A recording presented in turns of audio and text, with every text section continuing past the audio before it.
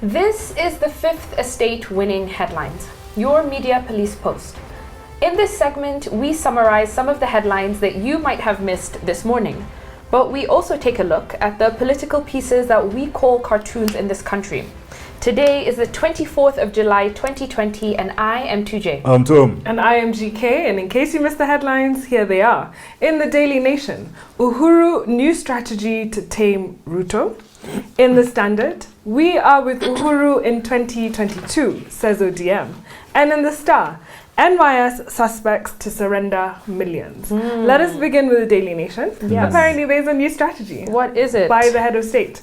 So according to the Daily Nation, the battlefront has now turned to the church, which has traditionally been Ruto's battleground. That's where his support base has come from.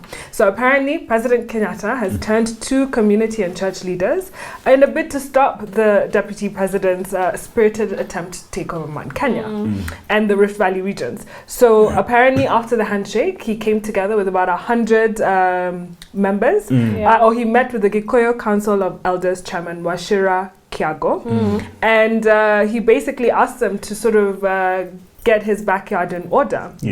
So he says, according to Wachira, the president was not happy that his Mount Kenya backyard was expressing open and bold distaste for him and his government. And so Kiago apparently has revealed that the president asked him to even take a week-long benchmarking in Uganda. I guess this was before coronavirus. To familiarize themselves with the Buganda kingdom, who have numerical strength in that country, and how they have been able to sort of use their influence through their numbers. For mobilization, so basically, telling Mount Kenya, don't let our tyranny of numbers break down.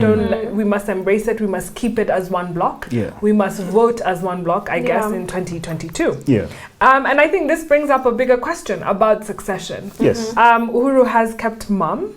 But I think he is putting the house in order. And he's basically saying Gema must have some sort of position in the next government, because they make up 33% of the nation, and so they must have a voice. That's very true. You see, I would blame the Gema fragmentation on the Wazes that are the owners of things. And there's a reason I say that. You see, in 2013, there was what in Kikuyu we call an Itweka, right?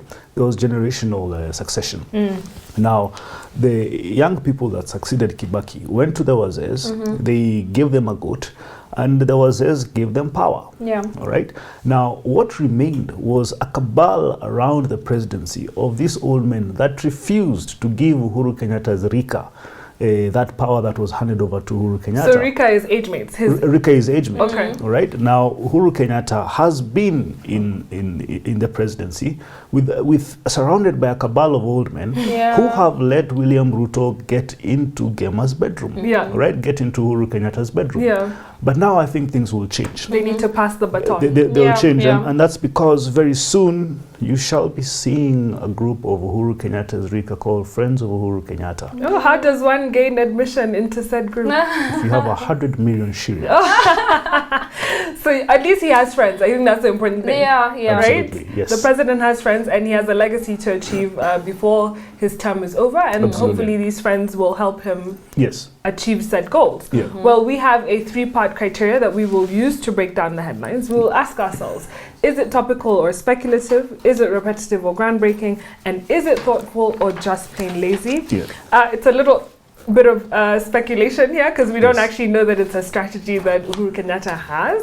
But I think it's food for thought. The article is getting us to think into the future, and to see how succession will play out. So we can park it. Let's move to the Standard. We are with Uhuru in 2022, says ODM. Can you see that weird? Gema is with the...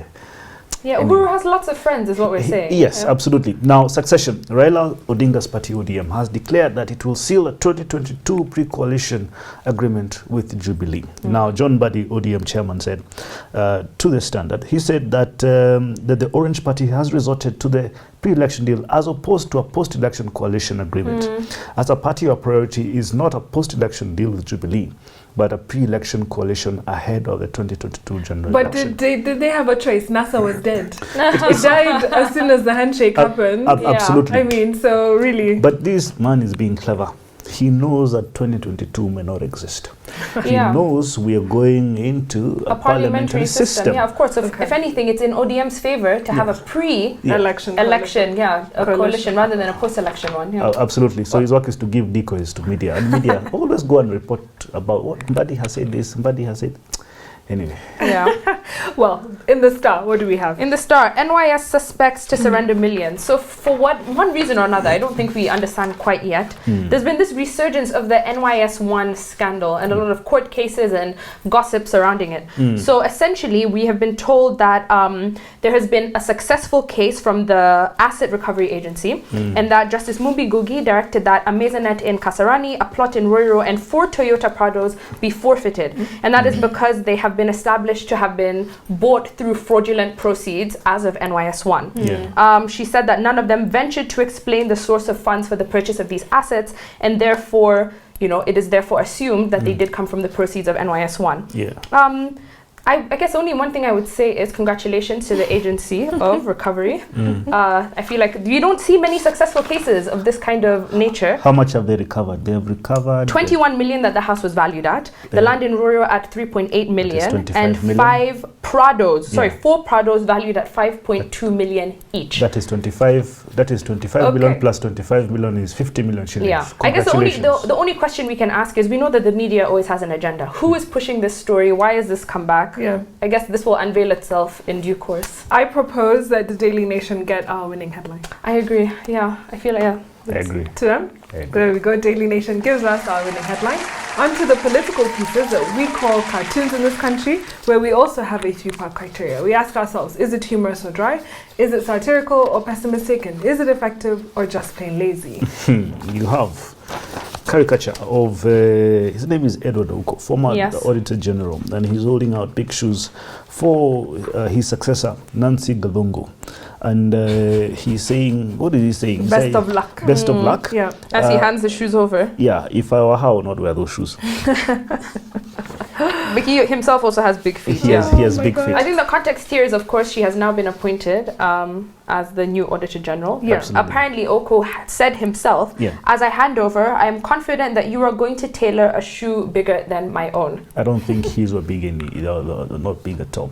There is nobody who has ever, an Auditor General recanted a statement that he made 2 years. He said that he will go and investigate the Eurobond thing, and he will go and investigate the Federal Reserve Bank of New York. And then he comes back 2 years later and he tells us that, that transaction was above board. I mean, for what reason were you going to New York to investigate? Politics. Politics. But is it making a commentary on her as a woman? I don't know. Am I reading too much into it? I think she's very much qualified. Yeah, she is. So can we move to the Standard? Yes. Absolutely. What do we have? In the Standard, we have Gado. He's drawn us a grenade, and atop the grenade is sitting Donald Trump, labeled COVID-19. And at the bottom of the grenade is the pin that is normally attached to the grenade. So, of course, I think here he's telling us that once the pin has been removed from the grenade, kaboom, it's a ticking time bomb. Yeah, and I think it's to do with what's been happening in Portland, and them sort of unleashing these federal security officers who are in combat and sort of looking like they're ready for war. And he's done a complete turnaround, though. At least he's wearing a mask now. But the only reason I think he was wearing the mask is because of how bad they made him look. I think he looked very stately and manly. I'm saying objectively. So you think that's what he was going for? I think that's what he was going for, indeed. For perception purposes. Yes. But I guess he's telling us there's no turning back. Once the pin is removed, it's going to explode. Oh, then we have ozone. My God, what's going on here? Ozone. Oh my, I don't know what happened. We have hand washing. Hand wash, sanitizer. Soap. A Bible. Yes, you have sanitizer. Is that a Quran? You've got Bible, you've got soap, and then you've got testing kits. Now you have measuring tape measure, tape. And then you've got Kenya and a lock and key. What is it telling us here? The caption is where we should have made strides. Ozone. Is it telling us we should have made strides in testing or what? Or in religion? I think Ozone forgot he had a deadline and drew everything. Scribbled something together. Scribbled something very fast, so I am not.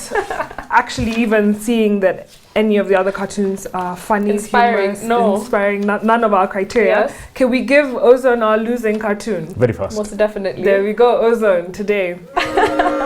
Didn't hit the mark. And now for our final thought, but before we get there, please remember to subscribe to our YouTube channel. And now our final thought. It is inspired by a book entitled The Evolution of Beauty, How Darwin's Forgotten Theory of Mate Choice Shapes the Animal World by Richard O. Prum. By Richard? O. Prum. May I give a summary before we begin? Yep. So this week we looked at relationships. On Monday we looked at Act Like a Lady, Think Like a Man by Steve Harvey. What men really think about love, relationships, intimacy and commitment. Where he tried to illustrate how many women are actually clueless when it comes to men. How they don't understand how men think. And in this playbook, he teaches us, or tries to, what drives men, how men and women love differently, and the 3 basic things a man needs. Those are love, loyal support, and sex. The panel had a heated debate on whether this book actually is perpetuating toxic masculinity. On Tuesday, we looked at Marriage, a History, From Obedience to Intimacy, or How Love Conquered Marriage by Stephanie Kuntz. And she tells us how historically our ancestors did not marry for love. Traditionally, marriage was done for political and economic reasons, so that over time, we were marrying for, those things. But now we're marrying for love, and the institution of marriage has become both more optional and more brittle because of this. On Wednesday, we looked at why men don't listen and women can't read maps, and how we're different and what to do about it by Alan and Barbara Pease. And here we saw how different men and women really are, and how supposedly our hormones and brain wiring is what accounts for these differences, for our attitudes and behavior. And the hypothesis that our predispositions, therefore, are biological. And there again, we had a heated debate. On Thursday, we looked at the 5 love languages, The Secret to Love That Lasts by Gary Chapman. And here we learned that we all express our love and affection in different ways, in different languages. And in order to make sure we all show our love in a way that others can understand, we must learn to speak the right languages. These languages included giving words of affirmation, quality time, acts of service, receiving gifts, among others. And now we're in the animal kingdom, I guess. Yes. Yeah. And on that note, I think I'll just reread the title of the book, because 2M missed a very integral part of it. Yeah. Because the title is The Evolution of Beauty, How Darwin's Forgotten Theory of Male Choice Shapes the Animal World and Us. Because I think the last chapter of the book actually looks at how all of this then impacts how human beings make their choices. Is it male choice or mate choice? Mate choice. You're not male choice, as you said, eh? All right. By Richard Prum. So, I think if some of you remember when we did Darwin's theory of evolution in The Origin of Species, I think we summed it up that entire book looks at what we can call the single phrase, the survival of the fittest. And so Darwin himself, even after discovering this or theorizing upon this, found a big kind of hole in this. And he said that if the biological point is to be fit enough that you can leave some offspring, then why are there so many animals that are so brightly colored with these very, elaborate traits, which instead of helping them survive, end up making them more vulnerable in appearance? So then he talks about these 2 pathways of evolution. So one pathway of evolution has resulted in the male animals having these flamboyant colors, tempting ornaments and loud love songs. In fact, I think you should go see some of the birds that sing very loudly in order to attract their female counterparts. And they do all of this just to impress a female. And this is even at the expense of survival. Then on the other hand, you have this more conservative pathway, which has led to identical males and females, which have subtle camouflage coloration. You keep your head down, you blend in, and you stay safe. That is the approach. And that is having survival being the ultimate goal. And so in this book, Richard Prum, who's an ornithologist and evolutionary biologist, an ornithologist looks at the study of birds. He argues in this book that evolutionary biologists have fundamentally underestimated the importance of female choice as a cause of beauty in the natural world. So he talks about in the book how on April 3rd, 1860, Darwin was grappling with this issue, and he wrote a letter and he said, "The sight of a feather's peacock tail Whenever I gaze at it, makes me sick. And so, of course, the question becomes, what about a peacock's tail or feather would make somebody so disgusted? Exactly. And so he says, because the extravagance of its design seemed of no survival value whatsoever. Unlike other heritable features that are the result of natural selection, the peacock's tail seemed to challenge everything that Darwin had said in Origin. Yeah. So after 30 years of fieldwork, Prune has seen a number of display traits in animals that seem disconnected, if not contrary, to the selection of individual survival. So he gives the examples of bright buttocks and faces of many monkeys and apes. I think in Kenya, if you've seen some of the animals with the blue bums, the white legs and backsides of the banteng bull in Malaysia, the elaborate feathers and mating dances of countless birds, and the peacock, whose extravagant tail seems a survival hindrance, but pleases females because that decides who they end up choosing. So he advocates for choosing or revisiting Darwin's neglected theory of selection, sexual selection. And in this theory, it talks about choosing a mate purely for aesthetic reasons, just by virtue of beauty. Yes. And he says that this has also been another evolutionary change. As Darwin called it, this is the taste for beauty rather than strength. And so what I like about this argument is it kind of gives some agency or autonomy to women in the choice of their mate. And this framework is very important when you look at how humans pick their own partners. And I think in the last chapter, he talks about how female preferences have even changed how males look, or even changed the definition of what maleness actually is. Looks like. So I think an interesting book when we compare the animal kingdom to the human kingdom. Sure. The only problem I have with this book is that it calls men beautiful. What should they be called? Handsome. Okay, as you please. Now, the chapter that got me was the one. It's chapter 10. So I summarized it as defensive mating amongst primates. Now, he says that primate females not actually achieve sexual autonomy through multiple mating. And he says the reason for this is actually it's a fight for survival, and not just for the females, but also for the offspring. And he says females seek out multiple mates, not because they prefer them, but because females who mate multiply with socially ambitious males who may prevent the future murder of their offspring. But then he says this is also a defensive strategy that has a downside. And the reason it has a downside is because it initiates a violent sexual arms race. That's what he calls it. And he says dominant primates, alpha male primates, will respond to female promiscuity with violence so as to control her productive life. Yeah, and this can be proven statistically. Amongst chimpanzees, for example, males are responsible for 50% of fertilization, right? And of all the offspring that's given, that's born, a third of those little chimpanzees are killed by alpha males. All right, but he also says that this is more of a prisoner's dilemma, actually. That during what he calls consortship, or more like our courtship things, female chimpanzees associate most strongly with those males that have been most aggressive towards them. Right? They actually end up with the chimpanzees that have been tormenting them. Oh my goodness! Can you imagine that? But you see, how I took this was I drew parallels with our human world. Did you now? Yes, I did. And I'm not saying that human beings, yes, there are cases where males are aggressive towards their spouses. But in this case, the place I drew parallels was our nature as men to court women.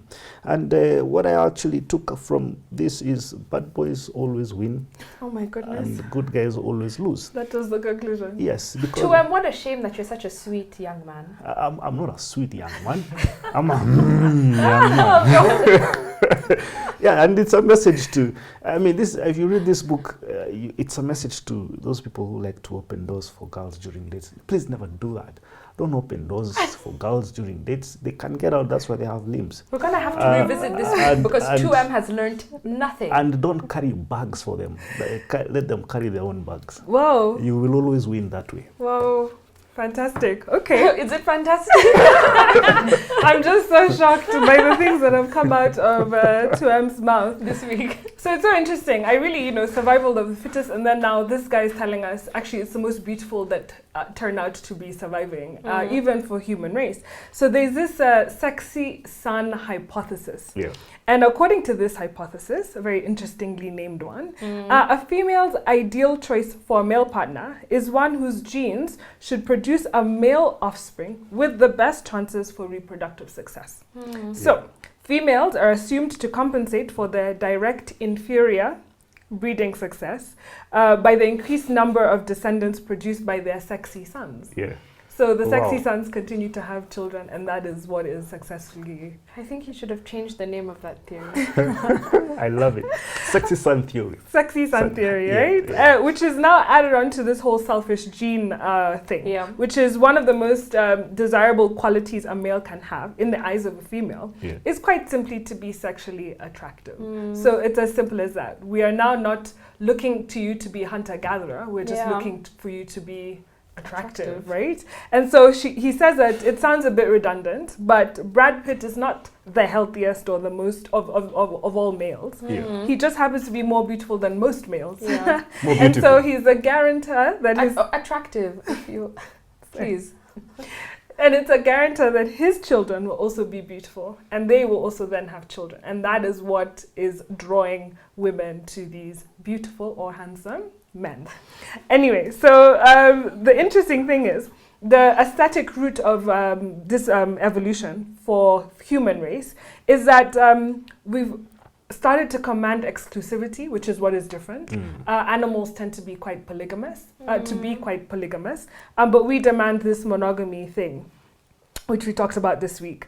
But we've also started engaging in strange behaviors, such as homosexuality, female orgasm, looking for it, whereas other animals don't tend to belabor it. If it doesn't give you children or offspring, there's no point. There's no point in doing it. But for us, it's become more of this routine to engage in this behavior. And so sex has become a ritual, which he says in the book. So he gives an interesting analogy, which I'll end with, which is gout. I don't know if you know it. It's a condition you get, and it's very painful. So historically, it was known as the rich man's disease because it appears more often in men who could afford to drink beer and eat lots of red meat. So in the 18th century, when a poor man got it, they really loved it, and they would tell everybody, look, I have gout. And the reason they would do it, according to the book, is because it gave the male, the poor man, a chance to have sex with what is called a money grabber. I love it. AKA maybe what they would call a slave queen. Today's slave queen, right? Anyway, I'll leave it on that note. On a day where we had a winning headline from the Daily Nation and a losing cartoon from the Star, I want to leave you with this. Desire for beauty will endure and undermine the desire for truth. However, life is short, and when beauty happens, pleasure often happens. So have a good weekend. What a week. Please remember to subscribe to our YouTube channel, but also find us on TV. We're on GoTV. Thank you to everyone.